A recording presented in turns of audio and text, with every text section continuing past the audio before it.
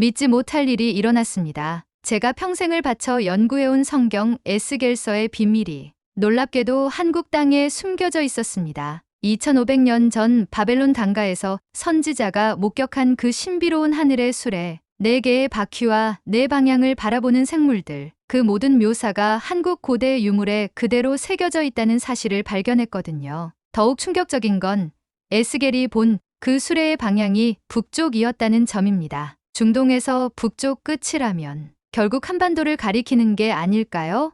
평양에서 발굴된 청동 거울 하나가 제30년 학자 인생을 완전히 뒤바꿔 놓았습니다. 지금부터 시작합니다. 영상 시작 전에 좋아요와 구독 부탁드립니다. 제가 지금부터 말씀드릴 이야기를 믿으실 수 있을까요? 2500년 전 바벨론 단가에서 한 선지자가 목격했다는 하늘의 기계, 그 기계가 마지막에 향한 곳이 바로 한반도, 그 땅이라면 말입니다. 저는 옥스퍼드 대학교 고대근동학과에서 30년간 성경 고고학을 연구해온 데이비드 윌슨입니다. 평생을 고대 문헌 해석에 바쳐왔던 제가 어떻게 해서 한국이라는 동양의 작은 나라에 이토록 매료되게 되었는지 그 이야기를 들려드리고 싶습니다. 지난주 레딧의 한 고고학 포럼에서 누군가 올린 게시물 하나가 제 인생을 완전히 뒤바꿔 놓았거든요. 에스겔의 수레와 단군 신화의 놀라운 유사성이라는 제목의 글이었는데 처음엔 그저 아마추어의 억지스러운 추측이라고 생각했습니다. 하지만 그 글에 첨부된 사진 한 장을 보는 순간 제 손이 떨리기 시작했어요. 저는 영국 런던에서 태어나 자랐습니다. 어린 시절부터 고대 문명에 매료되어 케임브리지에서 샘조거학을 전공했고 이후 옥스퍼드에서 박사학위를 받았죠. 지금은 58살, 평생을 메소포타미아 문명과 구약 성경 연구에 바쳐왔습니다. 솔직히 말씀드리면 동양 문화에 대해서는 그다지 관심이 없었어요. 특히 한국이라는 나라는 제게는 그저 분단된 반도의 작은 국가 정도로만 인식되어 있었습니다. 삼성이나 현대 같은 기업들로 유명하고 최근에는 K-팝이라는 것으로 젊은이들 사이에서 인기를 끌고 있다는 정도, 학문적으로는 중국이나 일본에 비해 별다른 고대 문명의 흔적이 없는 곳이라고 여겼죠. 제 연구실 벽에는 메소포타미아 지도와 이집트 파피루스 복사본들이 가득했지만 동아시아 관련 자료는 단 한 점도 없었습니다. 그런 제가 어떻게 한국 고대사에 빠져들게 되었는지 지금 생각해봐도 참 신기한 일이에요. 그날은 평범한 목요일 저녁이었습니다. 연구실에서 에스겔서 주석 작업을 마치고 집에 돌아와 습관적으로 레딧을 켜봤어요. 고고학 관련 포럼에서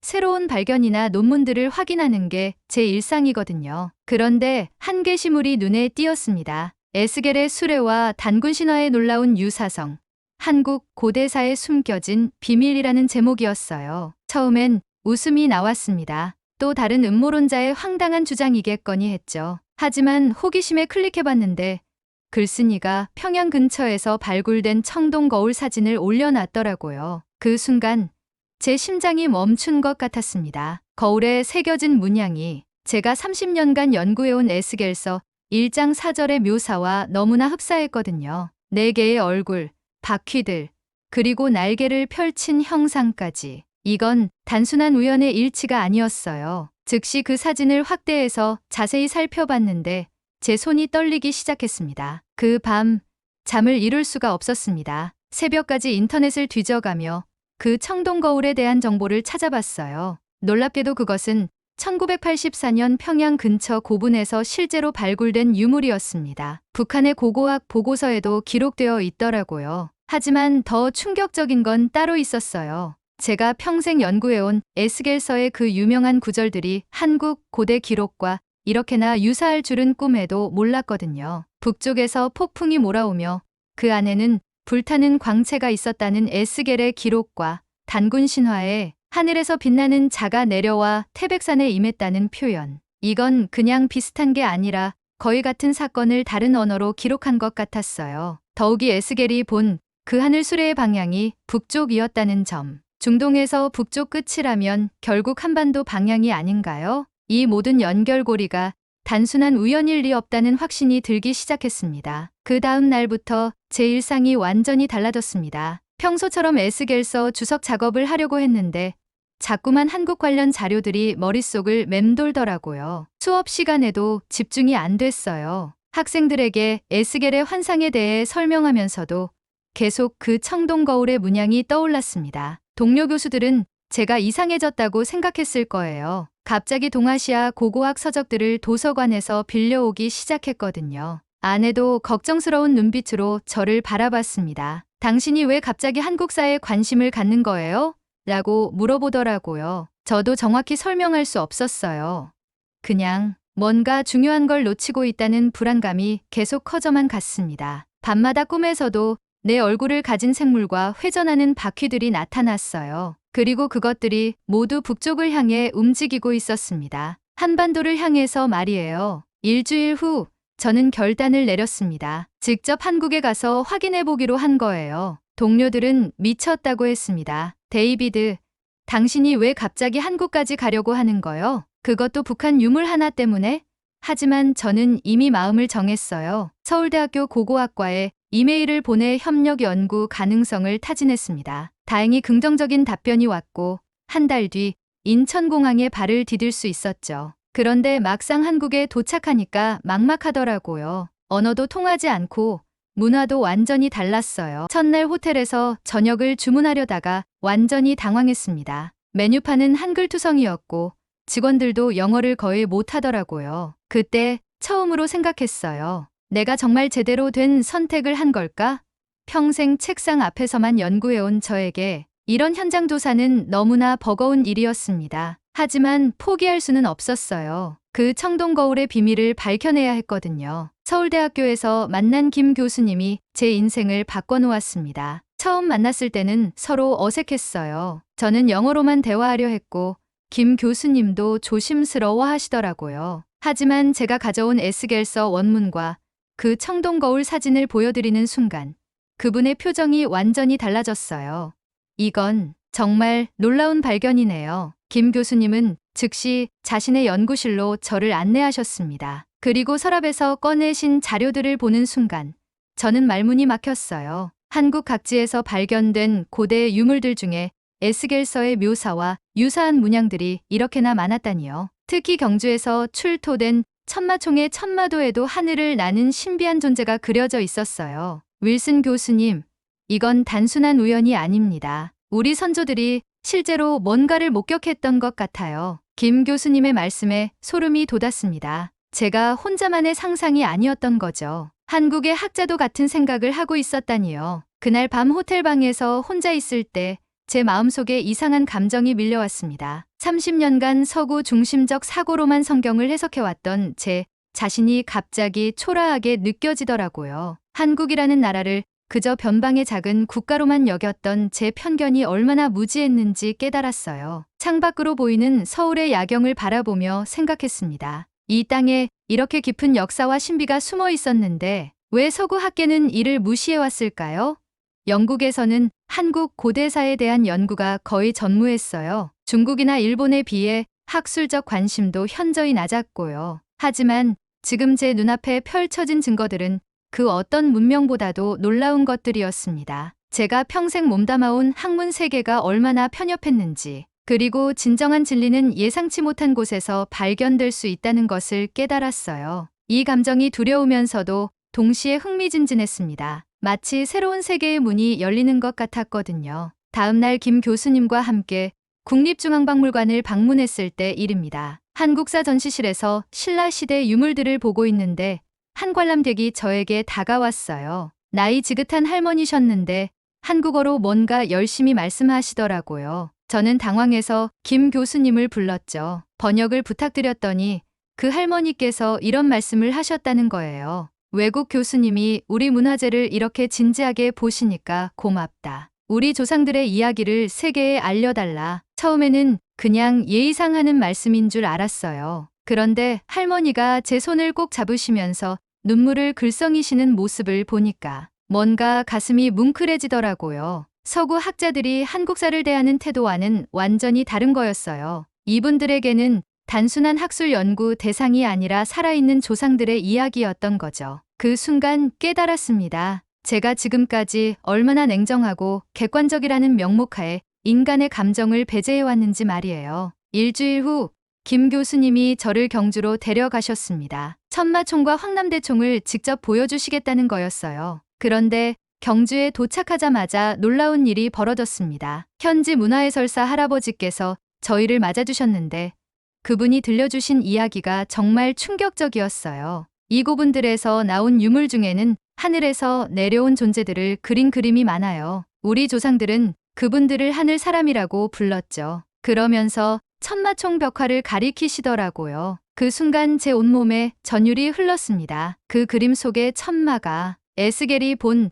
내 생물 중 하나와 똑같은 모습이었거든요. 독수리 같은 날개, 사람의 얼굴, 그리고 하늘을 나는 모습까지. 할아버지는 계속 말씀하셨어요. 외국 학자들은 이런 걸 그냥 상상의 동물이라고 하던데 우리는 실제로 보신 분들의 기록이라고 믿어요. 그때 제 눈에서 눈물이 흘러내렸습니다. 이 사람들이 간직해온 믿음과 기억이 제 학문적 탐구보다 훨씬 깊고 진실했던 거예요. 경주에서의 마지막 날, 정말 잊을 수 없는 일이 일어났습니다. 김 교수님이 저를 어느 작은 사찰로 데려가셨어요. 여기 계신 스님께서 고대 문헌에 대해 놀라운 지식을 갖고 계세요라고 하시더라고요. 그 스님은 70대의 고령이셨는데 제가 에스겔서 이야기를 꺼내자 눈이 번뜩이시면서 법당 안으로 저를 안내하셨습니다. 그리고 오래된 불경 하나를 꺼내시더니 한 구절을 읽어주셨어요. 북방에서 광명이 내려와 이 땅에 임하니 내 방향을 두루 살피며 하늘의 수레를 타고 왕래하더라. 제가 깜짝 놀라서 이건 언제 기록된 것입니까? 라고 물어봤더니 스님께서 웃으시며 답하셨어요. 이것은 신라 시대부터 전해 내려온 기록이에요. 에스겔 선지자와 같은 시대에 이 땅에서도 똑같은 일이 있었던 것 같습니다. 그 순간 제 세계관이 완전히 뒤바뀌었어요. 이건 단순한 우연의 일치가 아니라 실제로 연결된 하나의 거대한 사건이었던 거죠. 하늘의 수레는 중동에서 끝난 게 아니라 이 땅까지 왔던 것입니다. 그날 밤 사찰 게스트하우스에서 혼자 있을 때 제 안에서 뭔가 근본적인 변화가 일어났습니다. 평생을 서구 학문의 틀 안에서만 생각해왔던 제가 이제는 완전히 다른 관점으로 세상을 보게 된 거예요. 에스겔의 환상이 단순히 중동 지역의 종교적 체험이 아니라 인류 전체에게 주어진 메시지였다는 확신이 들었습니다. 그리고 그 메시지의 마지막 종착지가 바로 한국이었던 것 같아요. 제가 지금까지 무시해왔던 동양의 지혜와 기록들이 실제로는 성경의 예언을 완성하는 열쇠였던 거죠. 영국에 있는 제 연구실, 제 동료들, 심지어 제 아내까지도 갑자기 멀게 느껴졌어요. 이곳에서 발견한 진실이 제가 돌아가야 할 곳보다 훨씬 중요하게 여겨졌거든요. 스마트폰으로 옥스퍼드 대학 홈페이지를 들어가 봤는데 그 익숙한 화면이 이제는 낡고 협소하게 보였습니다. 제 인생의 패러다임이 완전히 바뀌고 있었어요. 영국에서 온 동료의 전화가 제 내면의 갈등을 더욱 증폭시켰습니다. 데이비드, 도대체 언제 돌아올 거야? 학과에서 당신을 찾고 있어. 그리고 솔직히 말해서 당신이 하고 있는 연구가 과연 학술적으로 의미가 있는 건지 의문스러워. 그 말을 듣는 순간 가슴이 답답해졌어요. 제가 여기서 발견한 놀라운 연결고리들을 어떻게 설명해야 할지 막막했거든요. 서구 학계의 엄격한 실증주의 기준으로는 이런 연구가 인정받기 어려울 거라는 걸 잘 알고 있었어요. 하지만 동시에 이 진실을 포기할 수도 없었습니다. 김 교수님과 함께 저녁을 먹으며 이 고민을 털어놨더니 그분이 씁쓸하게 웃으시더라고요. 윌슨 교수님도 이제 우리가 느껴온 답답함을 이해하시는군요. 동양의 학문은 항상 서양의 기준으로만 평가받아 왔거든요. 그 말이 제 가슴을 찔렀어요. 제가 평생 그런 편견을 갖고 있었던 것은 아닌지 돌이켜보게 되었거든요. 일주일 후 예상치 못한 인물이 나타났습니다. 런던에서 온 제 제자 마이클이었어요. 학과에서 저를 데려오라고 보낸 거였죠. 교수님, 정말 놀랐어요. 평생 객관적이고 신중하셨던 분이 갑자기 이런 비과학적인 연구에 빠져 계시다니. 마이클의 말에 저는 화가 났습니다. 하지만 동시에 제 자신도 의심스러워지기 시작했어요. 정말 제가 너무 성급하게 결론을 내린 건 아닐까요?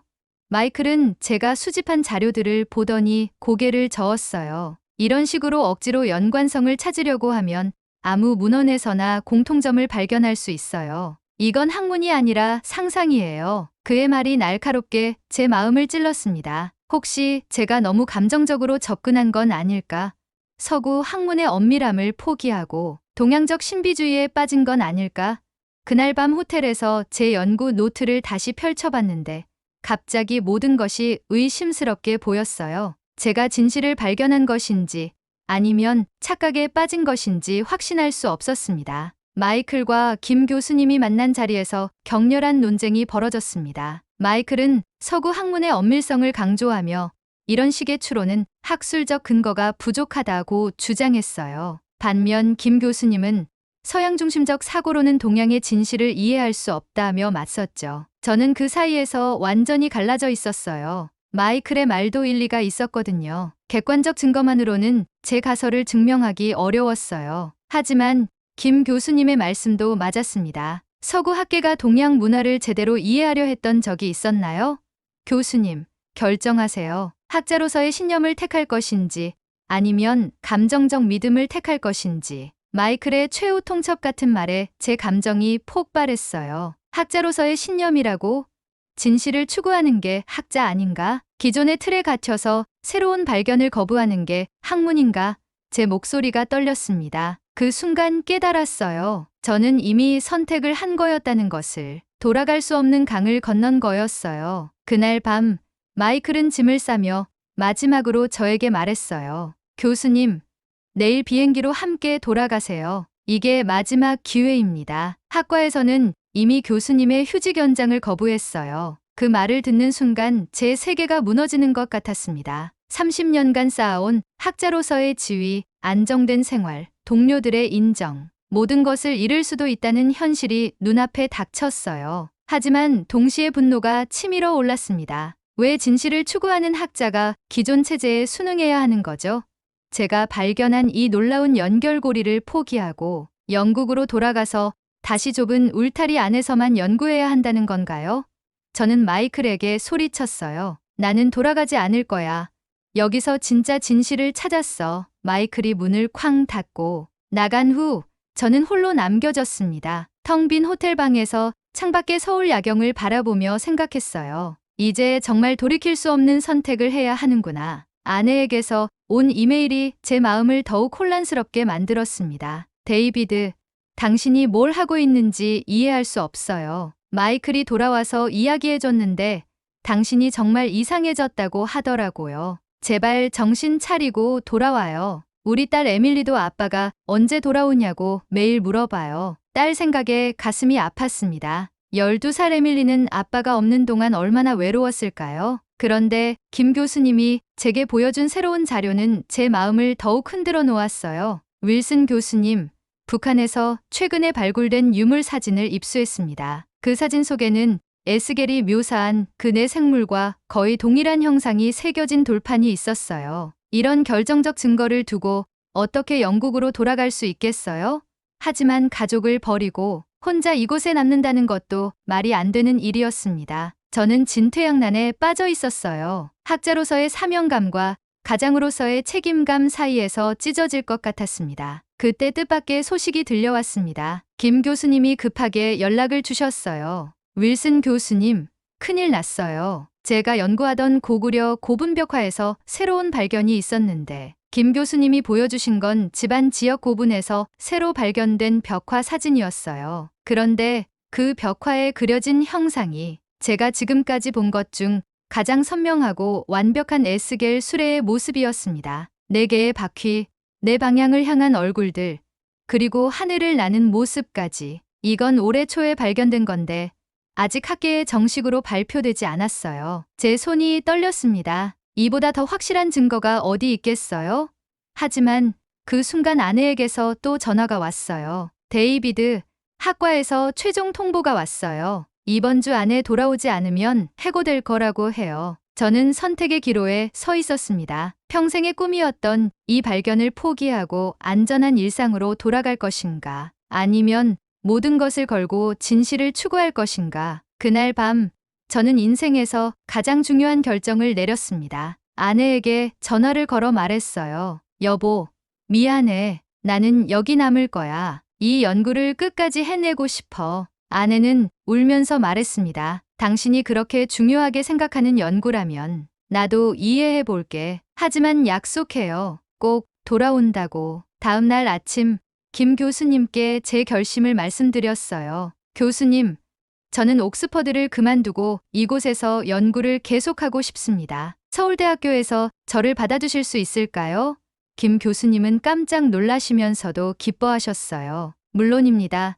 우리가 함께 이 놀라운 발견을 세상에 알려봅시다. 그 순간 제 가슴에서 무거운 짐이 내려앉는 것 같았어요. 동시에 새로운 희망이 솟아올랐습니다. 저는 마침내 진정한 학자의 길을 선택한 거였어요. 진실 앞에서 모든 것을 내려놓을 수 있는 용기를 낸 것입니다. 에스겔의 수레가 저를 이 땅으로 이끈 이유를 이제야 알 것 같았어요. 6개월 후 제 인생에서 가장 뜻깊은 순간이 찾아왔습니다. 서울대학교 대강당에서 국제학술대회가 열렸고 저는 에스겔서와 한국 고대 기록의 상관관계 연구라는 제목으로 발표를 하게 되었어요. 전 세계에서 온 학자들 앞에서 제가 발견한 놀라운 연결고리들을 공개하는 자리였습니다. 처음에는 회의적인 시선들이 많았어요. 하지만 제가 준비한 증거들을 하나씩 제시할 때마다 강당의 분위기가 달라지는 걸 느꼈습니다. 특히 집안 고분벽화와 에스겔서 묘사의 비교 분석을 보여줬을 때 청중들이 감탄하는 소리가 들렸어요. 발표가 끝나자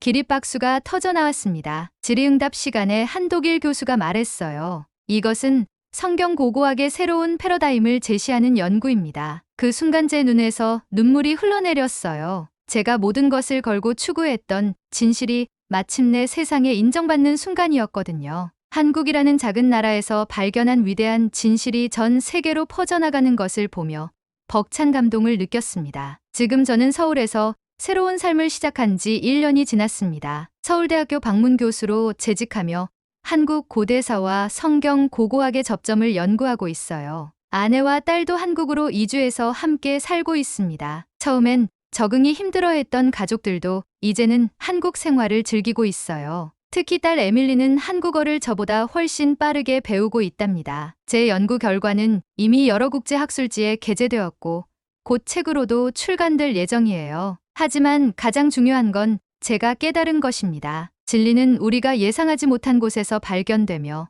편견을 버리고 열린 마음으로 세상을 바라볼 때 비로소 보인다는 것을요. 한국이라는 나라는 단순히 제 연구의 대상이 아니라 제 인생을 완전히 바꿔놓은 은혜로운 땅입니다. 에스겔의 수레가 이 땅을 향해 날아온 이유를 이제는 분명히 알 것 같아요. 이곳에는 인류가 잊어버린 소중한 기억들이 살아 숨쉬고 있거든요. 한국에서 보낸 이 시간들을 돌이켜보면 제가 단순히 학문적 발견을 한 것이 아니라 인생의 진정한 의미를 찾았다는 생각이 듭니다. 에스겔이 본 그 하늘의 수레는 결국 저를 이곳으로 이끌었고 저는 여기서 학자로서뿐만 아니라 한 인간으로서 완전히 새로운 사람이 되었어요. 지금도 가끔 하늘을 올려다보며 생각합니다. 과연 그 수레들이 아직도 우리 위를 지나다니고 있는 건 아닐까요?